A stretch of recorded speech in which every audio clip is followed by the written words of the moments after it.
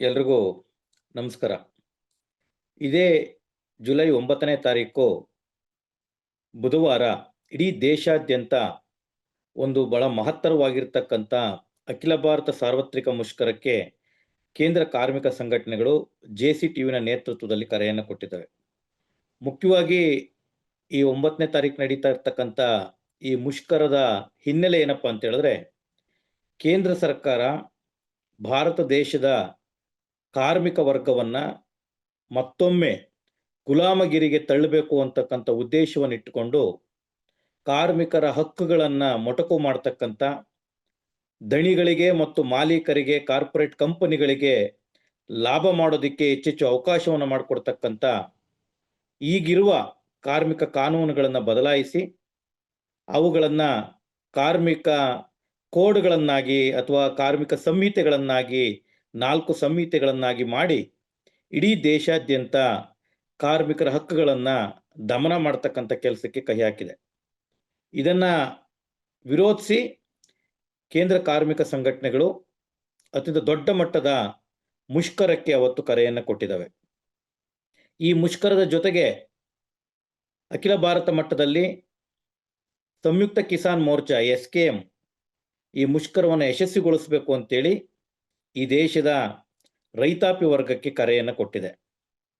SKM ಕಾರ್ಮಿಕರ ಈ ಬೇಡಿಕೆಗಳಿಗೆ ಒತ್ತಾಸೆಯಾಗಿದ್ದು ಈ ಮುಷ್ಕರವನ್ನು ಯಶಸ್ವಿಗೊಳಿಸೋದ್ರ ಜೊತೆಗೆ ಇನ್ನೂ ಕೆಲವು ಪ್ರಮುಖವಾಗಿರ್ತಕ್ಕಂಥ ಬೇಡಿಕೆಗಳನ್ನು ಈ ಮುಷ್ಕರದ ಜೊತೆಗೆ ಜೋಡಿಸಬೇಕು ಅಂತೇಳಿ ಬಯಸಿದೆ.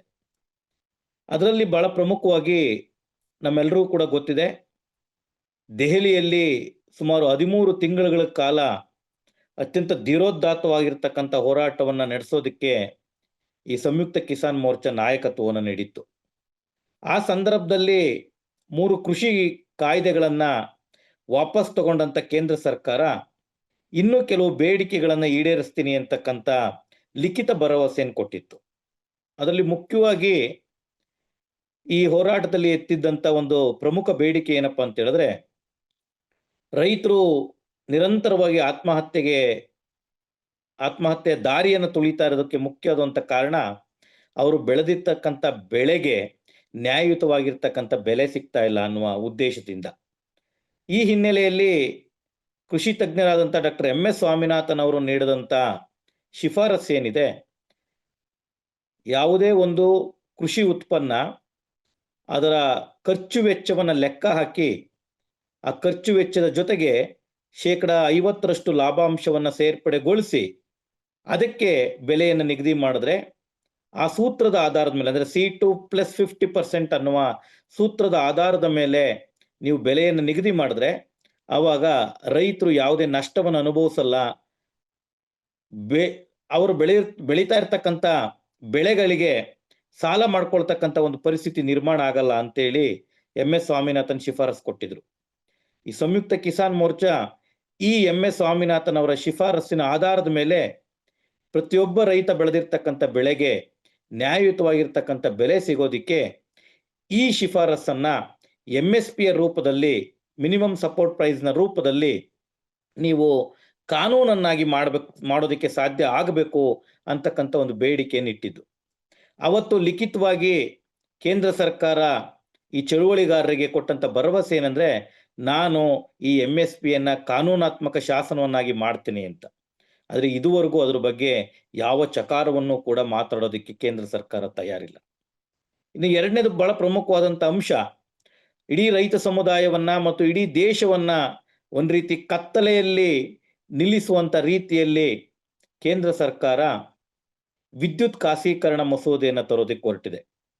ಇದು ಒಂದ್ ಕಡೆ ಸಾರ್ವಜನಿಕವಾಗಿ ದೇಶದ ಅಭಿವೃದ್ಧಿಗೆ ಅತ್ಯಂತ ಮಾರಕವಾಗಿರ್ತಕ್ಕಂಥ ಸಂದರ್ಭದಲ್ಲೇ ಕೃಷಿಯಲ್ಲಿ ನೀರಾವರಿಯನ್ನ ನಂಬಿರ್ತಕ್ಕಂಥ, ಪಂಪ್ಸೆಟ್ಗಳನ್ನು ನಂಬಿಕೊಂಡು ಕೃಷಿಯನ್ನ ಮಾಡ್ತಾ ಇರ್ತಕ್ಕಂಥ ಕೋಟ್ಯಾಂತರ ಜನ ರೈತ ಕುಟುಂಬಗಳು ಇವತ್ತು ಕೃಷಿಯಲ್ಲಿ ತೊಡಗಿಸ್ಕೊಂಡಿದ್ದಾವೆ. ಇಂತಹ ರೈತರ ಮೇಲೆ ಅವರ ಪಂಪ್ಸೆಟ್ಗಳಿಗೆ ಡಿಜಿಟಲ್ ಮೀಟರ್ಗಳನ್ನು ಅಳವಡಿಸೋದ್ರ ಮೂಲಕ ನಾವು ಉಪಯೋಗ ಮಾಡ್ತಕ್ಕಂಥ ವಿದ್ಯುತ್ತಿಗೆ ಸಂಪೂರ್ಣವಾಗಿ ಶುಲ್ಕವನ್ನು ಕಟ್ತಕ್ಕಂಥ ಒಂದು ನೀತಿಯನ್ನು ಇವತ್ತು ಕೇಂದ್ರ ಸರ್ಕಾರ ತರೋದಕ್ಕೆ ಹೊರಟಿದೆ.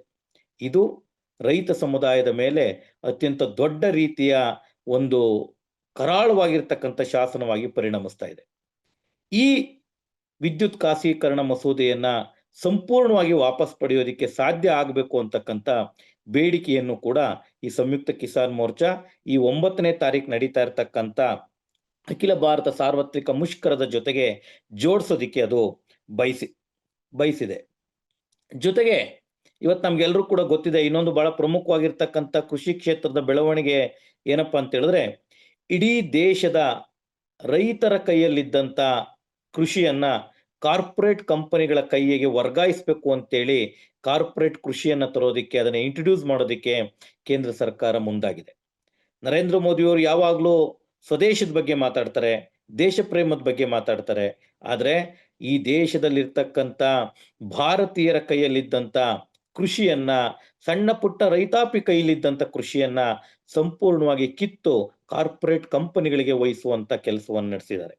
ಇದರ ವಿರುದ್ಧವೂ ಕೂಡ ಈ ಚಳುವಳಿ ನಡೀಬೇಕು ಅಂತೇಳಿ SKM ಬಯಸಿದೆ.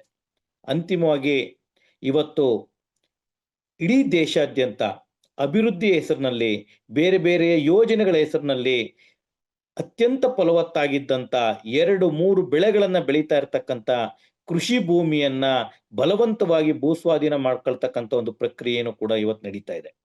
ನಮಗೆ ಗೊತ್ತಿದೆ, ಕರ್ನಾಟಕದಲ್ಲಿ ಇತ್ತೀಚೆಗೆ ಬಹಳ ಧೀರೋದಾತ್ತವಾಗಿರ್ತಕ್ಕಂಥ ಹೋರಾಟವಾಗಿ ರೂಪುಗೊಂಡಿರ್ತಕ್ಕಂಥ ದೇವನಹಳ್ಳಿ ಅಂತಾರಾಷ್ಟ್ರೀಯ ವಿಮಾನ ಪಕ್ಕದಲ್ಲಿರ್ತಕ್ಕಂಥ ದೇವನಹಳ್ಳಿ ತಾಲೂಕಿನ ಚನ್ನರಾಯಪಟ್ಟಣ ಹೋಬಳಿಯ 13 ಗ್ರಾಮಗಳ ಸುಮಾರು 1777 ಎಕರೆ ಕೃಷಿಯೋಗ್ಯ ಭೂಮಿಯನ್ನ, ಅತ್ಯಂತ ಫಲವತ್ತಾಗಿರ್ತಕ್ಕಂಥ ಭೂಮಿಯನ್ನ ಇವತ್ತು KDBಯ ಮೂಲಕ ರಾಜ್ಯ ಸರ್ಕಾರ ಅದನ್ನ ಬಲವಂತದ ಭೂಸ್ವಾಧೀನ ಮಾಡೋದಿಕ್ಕೆ ಹೊರಟಿದೆ. ಸುಮಾರು 1120 ದಿನಗಳಿಂದ ಅಲ್ಲಿ ಹೋರಾಟ ನಿರಂತರವಾಗಿ ನಡೀತಾ ಇದೆ. ಸರಿಸುಮಾರು 3 ವರ್ಷಗಳಿಗೂ ಹೆಚ್ಚು ದಿನಗಳಿಂದ ಹೋರಾಟ ಅಲ್ಲಿ ನಡೀತಾ ಬಂದಿದೆ. ಇವತ್ತು ಕರ್ನಾಟಕದಲ್ಲಿ ಈ SKMನ ಭಾಗವಾಗಿ ಕೆಲಸ ಮಾಡ್ತಾ ಇರ್ತಕ್ಕಂಥ ಸಂಯುಕ್ತ ಹೋರಾಟ ಕರ್ನಾಟಕ, ಇದರಲ್ಲಿ ಕಾರ್ಮಿಕ ಸಂಘಟನೆಗಳಿದಾವೆ, ರೈತ ಸಂಘಟನೆಗಳಿದಾವೆ, ಮಹಿಳಾ ಸಂಘಟನೆಗಳಿದಾವೆ, ದಲಿತ ಸಂಘಟನೆಗಳು, ವಿದ್ಯಾರ್ಥಿ ಯುವಜನ ಸಂಘಟನೆಗಳು, ಅಂದ್ರೆ ಕರ್ನಾಟಕ ರಾಜ್ಯದ ಎಲ್ಲ ಚಳುವಳಿಯ ವೇದಿಕೆಯಾಗಿ ಇವತ್ತು ಸಂಯುಕ್ತ ಹೋರಾಟ ಕರ್ನಾಟಕ ಕೆಲಸ ಮಾಡ್ತಾ ಇದೆ. ಈ ಸಂಯುಕ್ತ ಹೋರಾಟ ಕರ್ನಾಟಕವು ಕೂಡ ಜುಲೈ 9ನೇ ತಾರೀಕು ನಡೀತಾ ಇರತಕ್ಕಂಥ ಈ ಅಖಿಲ ಭಾರತ ಸಾರ್ವತ್ರಿಕ ಮುಷ್ಕರಕ್ಕೆ ಸಂಪೂರ್ಣ ಬೆಂಬಲವನ್ನು ವ್ಯಕ್ತಪಡಿಸೋದ್ರ ಜೊತೆಗೆ, ಯಾವ ದೇವನಹಳ್ಳಿಯ ರೈತರ ಭೂಮಿಯನ್ನ ರಾಜ್ಯ ಸರ್ಕಾರ ಬಲವಂತವಾಗಿ ಕಿತ್ತುಕೊಳ್ಳೋದಿಕ್ಕೆ ಹೊರಟಿದೆ, ಅದನ್ನ ಕೈ ಬಿಡಬೇಕು ಅಂತಕ್ಕಂಥ ಬೇಡಿಕೆಯನ್ನ ಇದರ ಜೊತೆಗೆ ಜೋಡಿಸ್ತಾ ಇದೆ. ಬರೀ ಕೇವಲ ದೇವನಹಳ್ಳಿಯ ಭೂಸ್ವಾಧೀನ ಮಾತ್ರ ಅಲ್ಲ, ಇದೇ ರೀತಿ ಬಳ್ಳಾರಿಯ ಕುಡಿತಿನಿ ಇರಬಹುದು, ಅಥವಾ ಕರ್ನಾಟಕ ರಾಜ್ಯದ ಬೇರೆ ಬೇರೆ ಭಾಗಗಳಲ್ಲಿ ಸಾವಿರಾರು ದಿನಗಳಿಂದ ರೈತರು ಇಂತಹ ಬಲವಂತದ ಭೂಸ್ವಾಧೀನದ ವಿರುದ್ಧ ಹೋರಾಟವನ್ನು ಮಾಡ್ತಾ ಇದ್ದಾರೆ. ಇವತ್ತು ಕರ್ನಾಟಕದಲ್ಲಿ KDB ಅಂತಕ್ಕಂಥದ್ದು ರೈತರ ಭೂಮಿಯನ್ನ ಕಿತ್ಕೊಂಡು ಒಂದು ರೀತಿ ರಿಯಲ್ ಎಸ್ಟೇಟ್ ಮಾಡೋದಕ್ಕೆ ಪೂರಕವಾಗಿರ್ತಕ್ಕಂಥ ರೀತಿಯಲ್ಲಿ ಆ ಭೂಮಿಯನ್ನ ಕಾರ್ಪೊರೇಟ್ಗಳಿಗೆ ಕೊಡ್ತಕ್ಕಂಥ ದಲ್ಲಾಳಿ ಕೆಲಸವನ್ನ ಇವತ್ತು ಮಾಡ್ತಾ ಇದೆ. ಹಾಗಾಗಿ ಇಂತಹ ರೈತ ವಿರೋಧಿ ನೀತಿಯನ್ನ ವಿರೋಧಿಸಿ ಯಾವ ಕಾರ್ಮಿಕ ಸಂಘಟನೆಗಳು ಕಾರ್ಮಿಕರ ಈ ಸಂಹಿತೆಯನ್ನ ವಾಪಸ್ ಮಾಡಿಸ್ಬೇಕು ಅಂತೇಳಿ ಹೋರಾಟವನ್ನ ಮಾಡ್ತಾ ಇದ್ದಾರೆ, ಅದರ ಜೊತೆಗೆ ರೈತ ಕಾರ್ಮಿಕರ ಐಕ್ಯತೆಯನ್ನ ಬೆಸೆಯೋದಿಕ್ಕೆ ಸಾಧ್ಯ ಆಗ್ಬೇಕು. ಈ ದೇಶದಲ್ಲಿ ರೈತರು ಮತ್ತು ಕಾರ್ಮಿಕರು ಒಟ್ಟಾದ್ರೆ, ಅವರ ಪರವಾಗಿರ್ತಕ್ಕಂಥ ನೀತಿಗಳು ಜಾರಿಯಾದ್ರೆ ಅವರೇ ಈ ಸಮಾಜದ ಉತ್ಪಾದನೆಯನ್ನ ಮಾಡ್ತಕ್ಕಂಥವ್ರು, ಸಂಪತ್ತನ್ನು ಸೃಷ್ಟಿ ಮಾಡ್ತಕ್ಕಂಥವ್ರು.